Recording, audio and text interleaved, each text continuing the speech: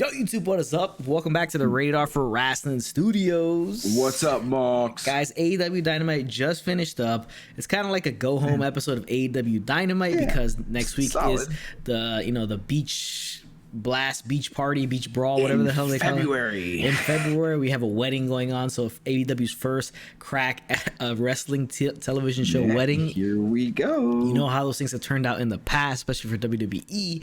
So we have one takeaway from the show, and then stay tuned to the end of the show. We're going to go over all the award winners because today was AEW Awards night. It took place before the show went on the air. Bleacher Report. So we'll go through all that stuff. Stay tuned for that. Get our opinions on everybody that won and how AEW does their award show. So let's get into one takeaway from AEW Dynamite. But before we do, I want to remind you guys, drop a like and a comment on this video because it helps out with the YouTube algorithm and it'll have YouTube suggest more of our content to you guys. So we appreciate you guys doing that. Love the communication, love talking to you guys, getting to know different people. It's cool stuff. We appreciate it. Subscribe if you're watching, and subscribe to the channel. Notification bell, you guys learn when new videos drop. Social medias, you know what it is. I'll pop on the screen. Follow me on those. And let's get right into it. One takeaway from AEW Dynamite. AEW Dynamite started off with Lance Archer going against Eddie Kingston. The match is kind of finally happening because they've been feuding for seems like forever. And with some guys being on TV, some guys not being on TV, it's like, I don't know, some of it's hit or miss sometimes. Back and forth. Yeah, this is a distraction, Butcher and Blade here, and Kingston gets the win, defeating Archer. So we'll see what happens going on after this. I don't think this is the end of it, because now Pac and Penta, Phoenix are dealing with Kenny Omega now.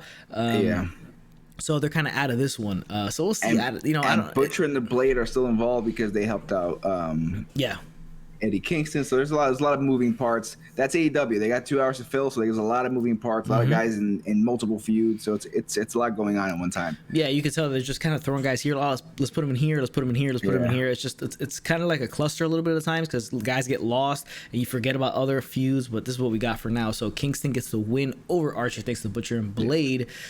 Next thing we had on the show was the Varsity Blondes taking on Chris Jericho and MJF. Remember, Chris Jericho and MJF now the official tag team of the Inner Circle. There's still issues between MJF and Sammy Guevara because what happened last week with MJF grabbing the tights. So there's issues, but Sammy Guevara was there at ringside. In the end, Jericho, MJF get the win. Decent little match. Afterwards, you would see MJF, confront Sammy Guevara. Sammy Guevara pretty heated. Seems like Sammy Guevara's days in the Inner Circle are numbered, and he may be going for a babyface turn and eventually feuding with MJF. It'd be interesting to see Guevara as a babyface. To be honest with you, I don't think it's gonna work that well, but he seems like just a natural shit heel. So yeah, he's definitely a prick and naturally just a prick. So that makes more sense. But I don't know. I don't. It could be a babyface turn, but I feel like it's a babyface turn inside the Inner Circle where they push out MJF. I think is how they get MJF out. I don't think Sammy's out.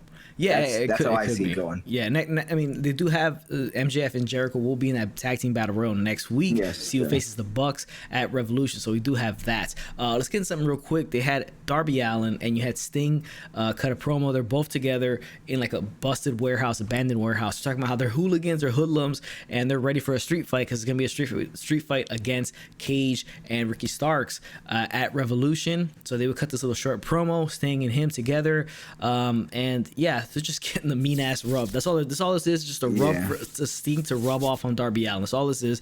Then later on, you would see the members of Team Taz, Hook, Powerhouse Hobbs, Brian Cage, Ricky Starks. I guess Hook is part of the group. Yeah, he's part of the Hook because he did have some, a little bit, a couple lines here and there because they came after the merch guys hard and beat the living hell out of the merch guys. Cage even harpooned one into the production truck there or to the trailer where they have the merch because they were upset at their Sting merch, Darby merch, but no Team Taz merch.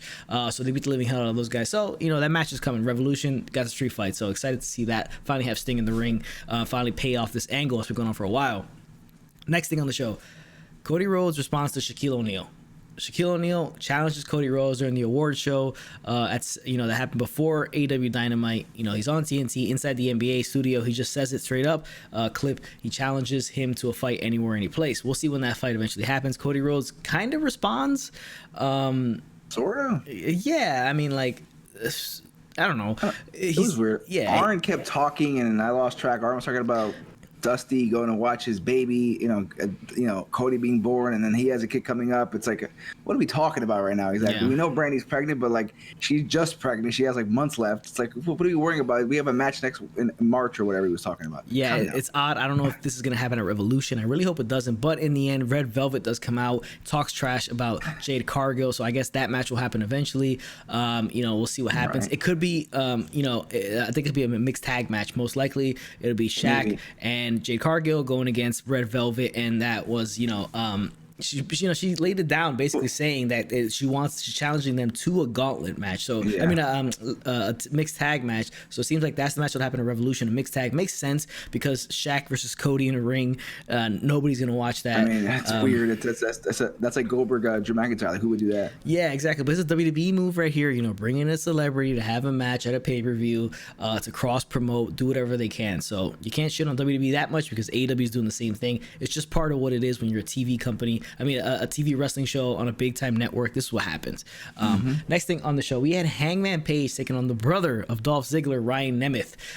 So interesting to see the brother of Dolph Ziggler out there. Hangman Page Dressed just like Dolph, actually. looks just like him, yeah.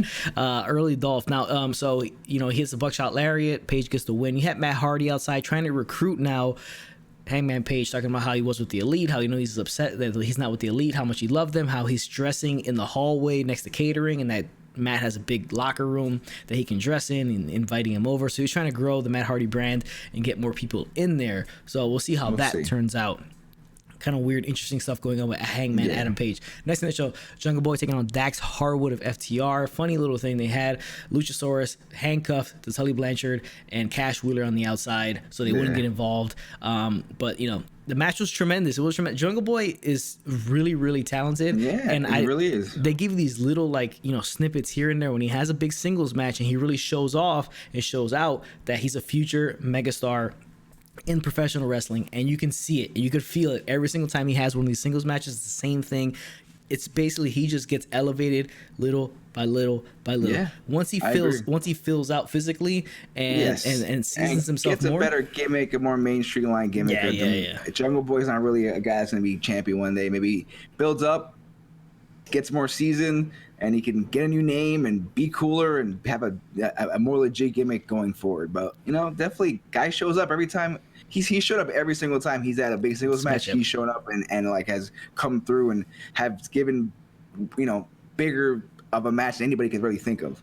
Yeah, he stole the show, basically. His matches have stole the show. He does. But, this gives a lot of credit to Dax Harwood. Is a tremendous, tremendous performer in the ring. Both guys in FTR, huge FTR fans, but, they're just so good that you can tell how good he was in this match to make Jungle Boy look that much better. In the end, Jungle Boy gets the win. They get attacked by Cash Wheeler and Tully Blanchard. Tully Blanchard does, chalk powder in the face of Luchasaurus. So I thought it was funny. He has a mask on. I don't think it's going to affect him that much. But in the end, they handcuff him, Luchasaurus, to the ropes. They cut off his horns, and they go to cut off the hair of Jungle Boy. But Marco Stunt, SCU, and Top Flight come out to make the save. So that feud continues going forward. All these guys will be in that Battle Royal next week. Next thing on the show, Shanna taking on Dr. Britt Baker. Shanna I haven't seen in a long time, but she's back in AEW. Loses the match to Britt Baker eventually. Britt Baker, puts her lockjaw finisher on her after the match, and here comes Thunder Rosa to break it up. So that match probably happened at Revolution. Sorry, it's happening next week at the Beach Brawl. But I don't think it's the end of that. I think they may have another match at Revolution. Yeah, for sure. Maybe like a triple threat. I'll see with Sheeta, probably get the belt off Sheeta and maybe put it on Britt Baker.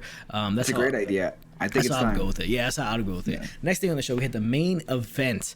Dark Order versus the Young Bucks and the Good Brothers. Before this, we had the Good Brothers talking to the Young Bucks in the background. And then backstage, they were talking back and forth. Here comes Kenny Omega. Kenny Omega says he needs to talk to the Bucks. Here comes Don Callis, which before he had a black eye, now he has bandages all over his face. He's really injured at the moment. Guy's ass kicked. Yeah, so he separates all that. Then the match happens. The match was a solid match, but you know how these 8-man, 6-man tags goes in AEW. They're all kind of similar, especially with the Bucks. Especially with the Bucks. But Young Bucks and Good Brothers get the win here. And then this is the interesting thing. Is takeaway number 1. You see the picture behind us. They're all doing the 2-sweet in the ring. Now the match. Battle Royal next week. If the Bucks are actually in the Battle Royal to see who faces the Bucks. Now, if the Bucks end up winning this match, they could pick any tag team. They say this. They could pick any tag team, and they look right at the Good Brothers and they do the 2-sweet. So they're kind of tipping their hat, but they can be. It can be a little bit of smoke and mirrors here, where they're making you think that, and they may go with somebody else. But logically, right now, nobody really makes any sense.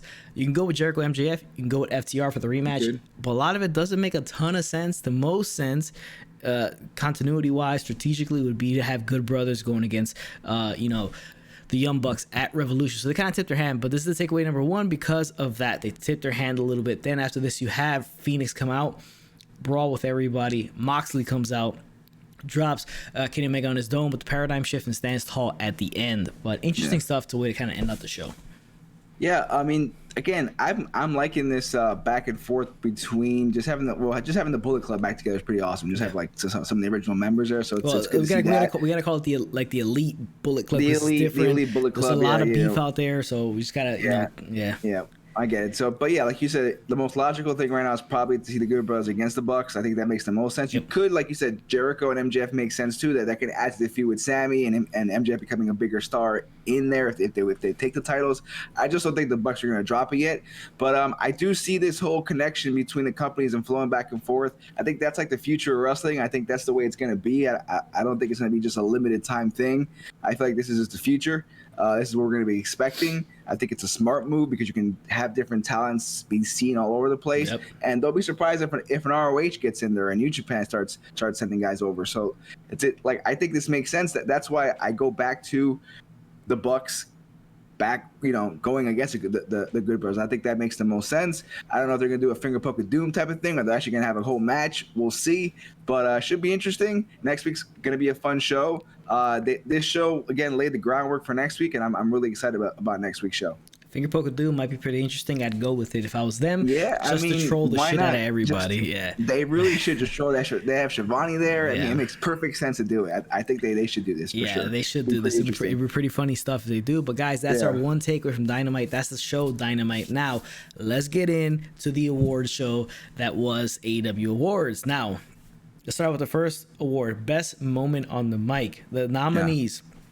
MJF, We Deserve Better speech. Cody Rhodes accepts dog collar match. Jon Moxley accepts Inner Circle invitation. Brandy Rhodes confronts Jade Cargill. And Orange Cassidy debates Chris Jericho. The winner of this was Cody Rhodes accepts the dog collar match against Brody Lee. I thought this was a surprise. I felt like MJF's We Deserve Better speech was probably the best promo I've seen MJF cut. Passionate promo that he cut, and he pretty much shit on everybody, and it was a tremendous promo, and I thought it was so good by him. I thought that should have won, but Cody gets the win there. I'm not sure if he has anything to do with it behind the scenes.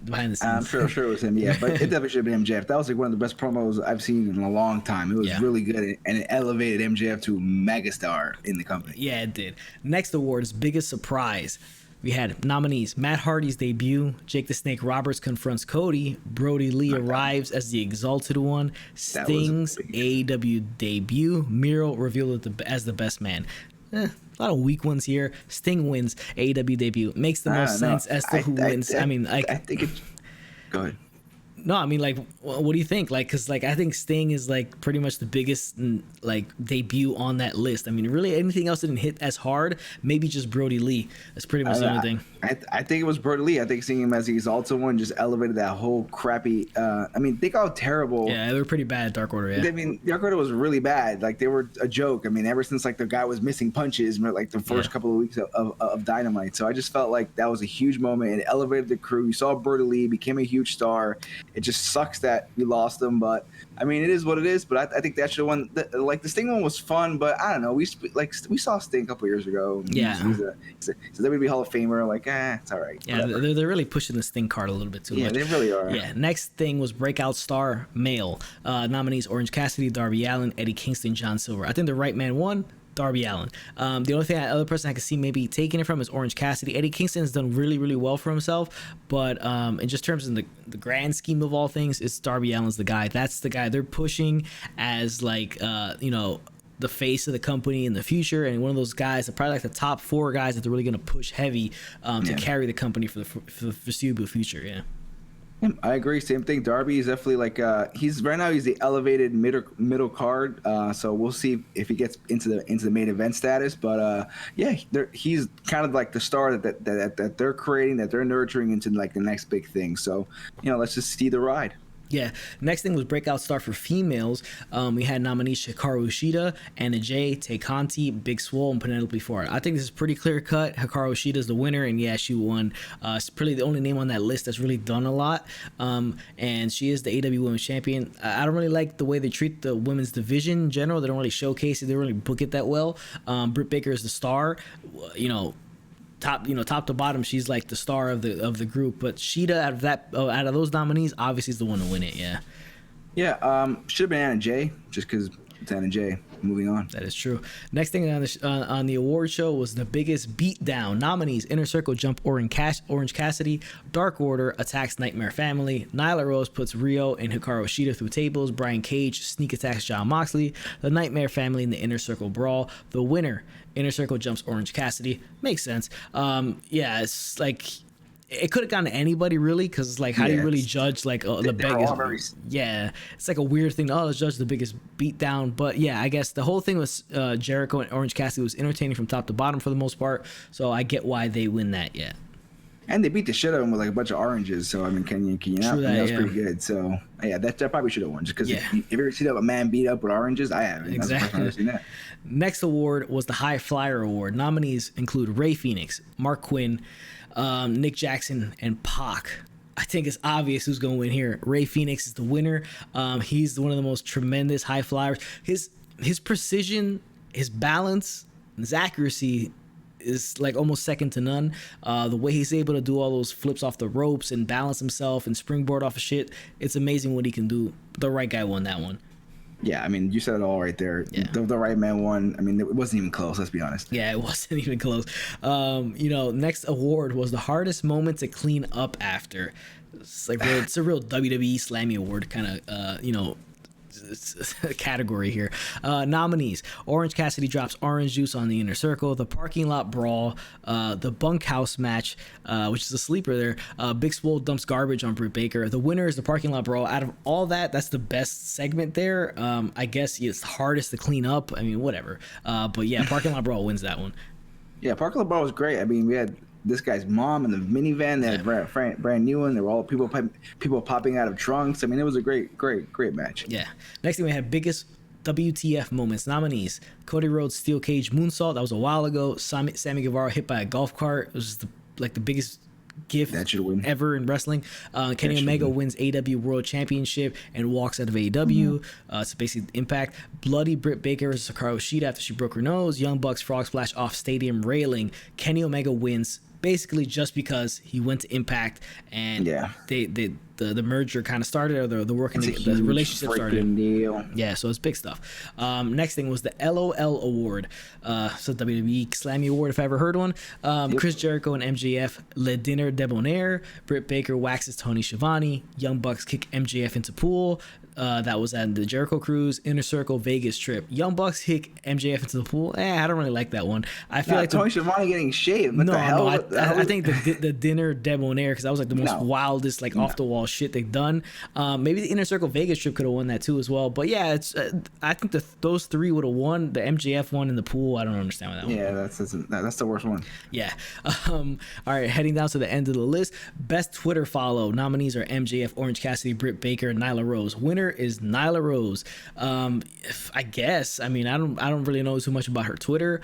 But MJF probably should have won because he shits on everybody on Twitter anyway. So yeah, I mean that's the clear choice. He lives the gimmick. Yeah. So. Never breaks kayfabe. Never breaks kayfabe. Yeah. Final award category: Bleacher Report pay-per-view moment of the year. Stadium Stampede. Moxley wins the championship. Shida wins the championship. Omega and Page defeat the Young Bucks. Darby Allin wins TNT title from Cody, and the Young Bucks win the AEW tag team titles. Ooh. Obvious winner, Stadium Stampede. It's one of the most wildest matches I've ever seen. Something you wouldn't expect, and with the fact that Khan is the owner.